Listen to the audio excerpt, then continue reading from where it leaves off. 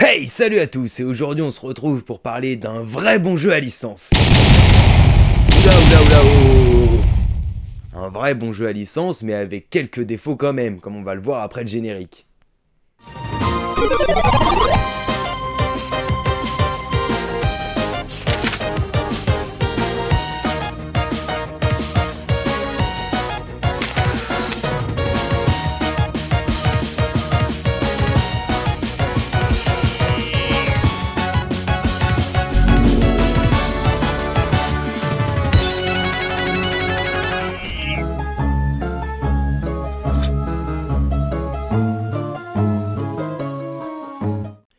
Harry Potter à l'école des sorciers est sorti entre 2001 et 2003 sur à peu près toutes les plateformes.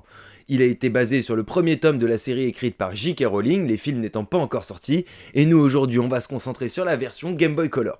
À la fin des années 90, après avoir obtenu les droits d'adaptation cinématographique, Warner Bros recherche un éditeur pour produire et distribuer des jeux basés sur la franchise. Electronic Arts insiste auprès de Warner Bros sur sa capacité à pouvoir éditer et publier les jeux en même temps que les différents films sur plusieurs plateformes.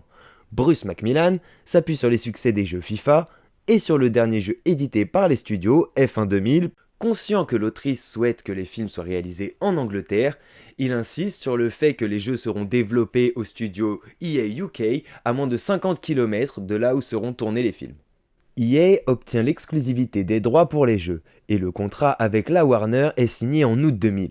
Le premier jeu vidéo doit être produit sur de nombreuses consoles et dans un délai assez court, puisque la date de sortie des jeux doit être la même que celle du film Harry Potter à l'école des sorciers, prévue pour le 16 novembre 2001. La production du jeu, quant à elle, ne débutera qu'au début de la même année, ce qui est fou comme délai.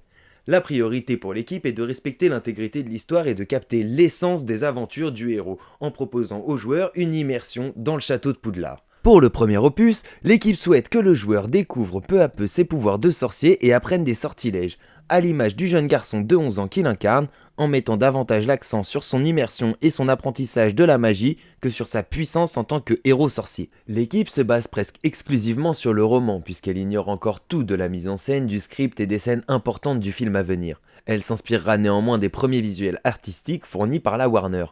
L'équipe d'EA et la Warner ne se rendent pas encore compte du potentiel de la série en matière de succès. Et Warner Bros laisse beaucoup de liberté à l'équipe d'Electronic Arts qui souhaite donner à ses jeux leur propre identité. Elle construit les bases narratives du projet en mettant en avant la narration et l'exploration. Des réunions créatives sont régulièrement organisées entre des développeurs de l'équipe d'EA, la Warner et J.K. Rowling. Des démos du jeu sont présentées à l'auteur qui n'est que peu initié dans ce domaine. Rowling se montre néanmoins très impliquée dans le développement, elle supervise ainsi la production en donnant des recommandations et en validant ou non les idées de l'équipe créative. Elle est également prête à étendre son lore pour les besoins du jeu, notamment au niveau des interactions, des rencontres ou des péripéties qui sont manquantes ou insuffisamment détaillées dans le récit d'origine pour une adaptation vidéoludique, notamment sur la géographie, l'architecture du château, des sortilèges, les créatures ennemies qui ne figurent pas dans ses livres et qui figureront uniquement dans ses jeux vidéo. De même qu'elle rédigera l'ensemble des biographies des cartes de sorciers et sorcières célèbres créées pour le jeu. Voyons ce que ça donne dans la pratique maintenant. Premier point positif, on dispose de 3 emplacements de sauvegarde. Bon bah déjà ça c'est bien. Le jeu commence par Hagrid venant déposer Harry Potter chez son oncle et ça... Ah bah non. Le joueur démarre directement sur le chemin de traverse, parce que les moldus c'est relou, et fait sa rentrée à Poudlard sous les traits d'un Harry Potter encore novice en matière de sorcellerie. C'est en quelque sorte cette année d'apprentissage au cours de laquelle le personnage et le joueur découvrent peu à peu le fonctionnement de l'école et les sortilèges qui lui permettront de progresser dans l'aventure. Tout au long du jeu, le joueur est accompagné dans sa progression par les autres personnages de l'histoire, notamment Ron et Hermione. Il est également guidé par les professeurs qui testeront chacun leur tour ses aptitudes en matière de sortilèges par des exercices pratiques. Le sortilège le plus utilisé dans le premier épisode sur toutes les versions est le sortilège Flipendo, qui n'apparaîtra sur aucun autre support avant d'être canonisé dans l'Enfant Maudit. Il s'agit aussi du tout premier sort appris par les joueurs. La version particulière de la Game Boy Color fait intervenir de nombreux autres sortilèges utiles à son fonctionnement RPG. Locomoteur Weebly, Locomoteur Mortis, Petrificus Totalus et plein d'autres. A l'image du roman, les actions méritantes sont récompensées par des points qui viendront augmenter le score final de la maison Gryffondor. La Game Boy Advance étant déjà sortie, les graphismes sont assez beaux et ressemblants pour l'époque avec le peu d'informations qu'ils avaient de la Warner. Les musiques, elles, sont aussi agréables, sachant que nous y avons joué sur émulateur. Vous n'êtes pas prêts pour le support d'origine. Alors, tu prends le contrôle de ton personnage sur le chemin de traverse et ta Game Boy te parle. Ça se reproduira au fil du jeu, disons que ça servira de tuto. Pas de carte, pas de direction, mais les PNJ qui t'expliqueront vaguement ce qu'il faut faire en te parlant en énigmes incompréhensibles.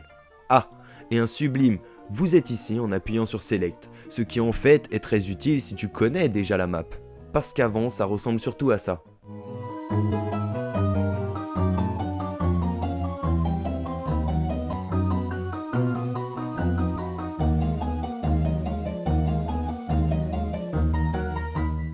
On vous conseille d'aller la trouver sur internet parce que pour la faire vous-même, il vous faudra une grande feuille.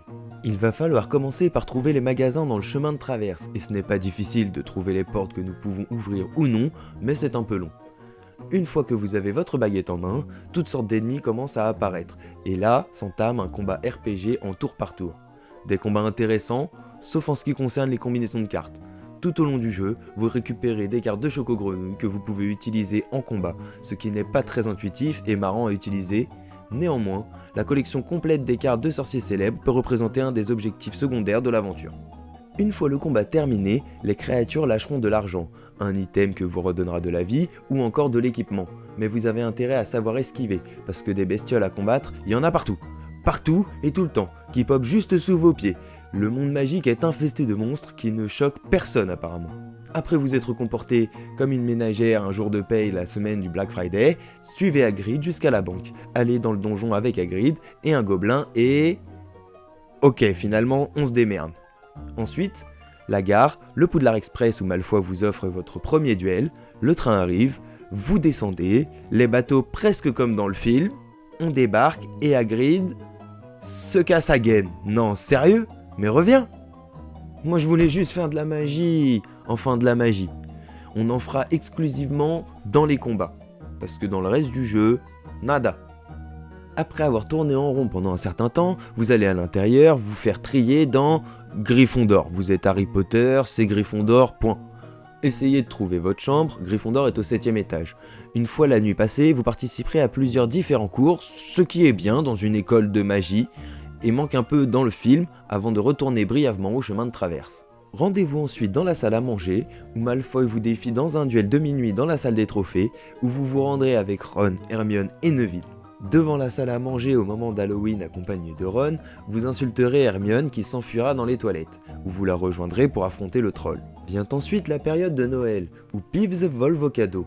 Une fois récupérés, retournez à Gryffondor et obtenez la flûte et la cape d'invisibilité. Explorez Poudlard la nuit, la plupart des portes des salles de classe seront verrouillées, mais pas la bibliothèque. Le lendemain, rendez-vous à la cabane d'Hagrid et entrez. Le dragon Norbert éclot, et Hagrid vous envoie attraper 5 poulets. Plus tard, en revenant à la cabane de Hagrid, attrapez le dragon échappé. Emmenez Norbert à la tour d'astronomie, vous vous faites prendre, vous perdez 150 points de maison, c'est inesquivable. Enfin, dans la forêt, vous viendrez à trouver la licorne. Voyez Voldemort, retournez au château, trouvez Dumbledore. En fait, il est parti à Londres. Harry, Ron et Hermione vont-ils y arriver ? Tout au long du jeu, Harry doit parcourir les couloirs et salles du château. Le décor du jeu est coloré et respecte l'univers décrit dans les livres. Les livres, Peeves l'esprit frappeur n'étant pas présent dans les films. Vous allez devoir explorer, combattre, voler sur votre balai, vous cacher sous votre cape d'invisibilité, c'est diversifié et agréable pour votre expérience de jeu. Je vais m'arrêter là et vous laisser découvrir par vous-même le défi final qui vous réserve quelques surprises si ça vous intéresse. Le jeu est assez long et sa longévité est encore augmentée grâce à des objectifs secondaires, comme les cartes de Choco-Grenouille et les combinaisons éparpillées un peu partout dans la carte du jeu. Comme on l'a dit, Harry Potter est un bon jeu. Un bon RPG avec quelques lenteurs parfois ou des énigmes un peu perchées, une adaptation de licence comme on aimerait en avoir plus. Comme d'hab, on espère que la vidéo t'a plu, tu peux nous aider à nous faire connaître en partageant, tu peux aussi nous donner ton avis dans les commentaires. Sur ce, on se dit à dans une prochaine vidéo, peace!